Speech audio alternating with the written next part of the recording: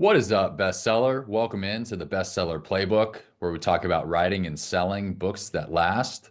I'm your host and best-selling author, Bob Wheatley, and today we are talking about publishers. What are the main things that a publisher is looking for in a book? Now, there are three specific things. I call them the three P's. The three P's as far as what a publisher is going to be looking for when it comes to a book. The first thing is the product, the physical product. What is the book like? What is the manuscript? Tell me about the idea. What is the plot of the fiction novel? What are the main points, the key takeaways from a nonfiction book? What is the product like? And that's why we talk so much in these videos on the writing process itself. Because if you're lacking on that first P, the product, then you might trick some people into buying some books. If you have a really good marketing machine, you might have some people that buy that initial copy. But if it's no good, that is not going to be the perennial seller. It's not going to be the book that sells for years and years on end. That's why you got to spend the time at the desk. That's why you have to read. That's why you have to continue tweaking and you bring in different editors and different voices. It has to be a good product. Of course, that's what the publisher is looking for. What does the product look like? Now, if you're going with a traditionally published deal, hence the subject of this video, what is a publisher looking for? You might not have the book itself written, like you might not have a 60,000 word document that you send to the publisher. Sometimes you will, but oftentimes it might just be the idea. It is the book proposal, right? You are proposing, hey, this is the book that I want to write.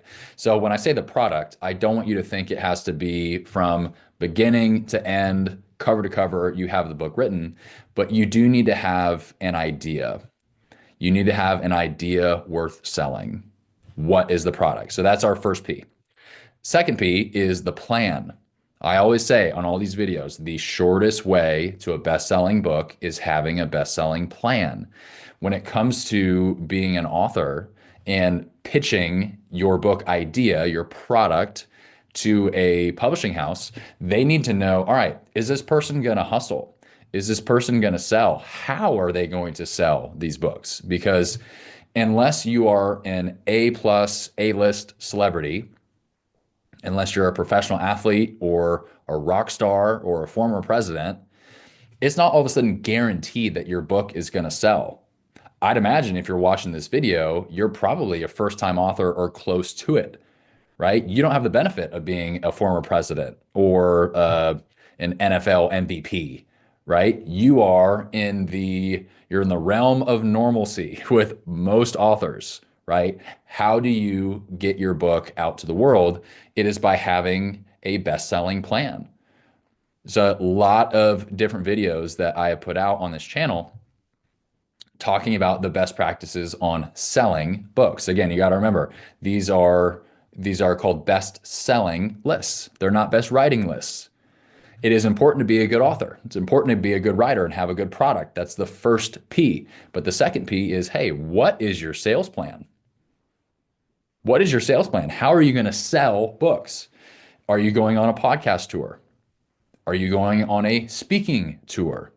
Are you giving people different bulk incentives where, hey, if you buy 5 books, you get this. If you buy 10 books, you get that. If you buy 100 books, you can come to my house, I'll cook you dinner. What does that look like, right? That is all part of the business planning that goes even beyond the writing of the book. So if you are a traditional publishing house, knowing that the world of self-publishing and hybrid publishing is getting so good these days, a traditional publishing house, for them to slide a check across the table and say, hey, Mr. or Mrs. Author, here's your $100,000 advance. For them to say that, they have to feel pretty good as far as your plan. They have to feel pretty good that you're going to end up moving enough units for them to recoup that investment, right? For it to be worth their while, they're paying you $100,000 without a promise that you're going to make $100,000 worth of book revenue. You have to prove it to them and say, here's my plan, not only to sell $100,000 worth of books. Let's say that's 5,000 units at $20 a copy. Here's my plan to sell $500,000 worth of books. Here's my plan to sell 500,000 copies, right? When people start seeing that, and it's not just a pipe dream, when there's an actual plan and you can illustrate, all right, this is the size of my social media following. This is the size of my email list. These are the personal connections that I have in the world of influence or the world of sports or wherever your book is going to be sold. These are the people that are helping me, right? All of that is baked into the plan, the second P. The third P, which frankly is the hardest to come across. It takes time. Sometimes it just takes dumb luck. Third P is platform. What is your platform size?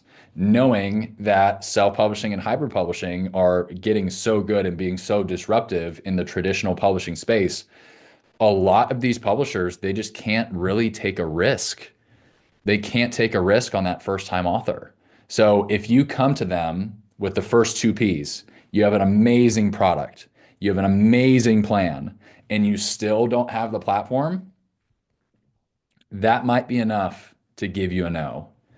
And I know we've done these three Ps in that order: product, plan, platform.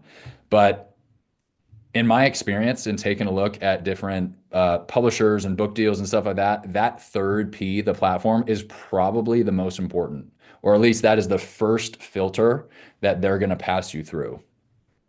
Hey, what kind of a platform does this person have? Because you might write the most amazing book known to man. If you have 200 people that are in your audience, that's just, you have a very, very low ceiling. You are the best kept secret, which is why, as far as how we work with our clients, we work not just on the book, it's on the entire thing. It is on, hey, are we public speaking? Do we also have a podcast? What does social media look like? How do we leverage referrals and testimonials in your active network? How do we build a reputation? Because if you are awesome at what you do, but nobody knows about you, you can't really help them.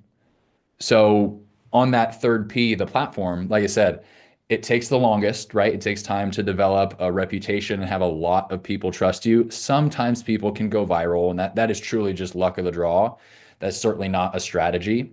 But if you're thinking about going the traditional publishing route, if you really want to have a book advance, you've always wanted to work with one of the top publishing houses in New York, great.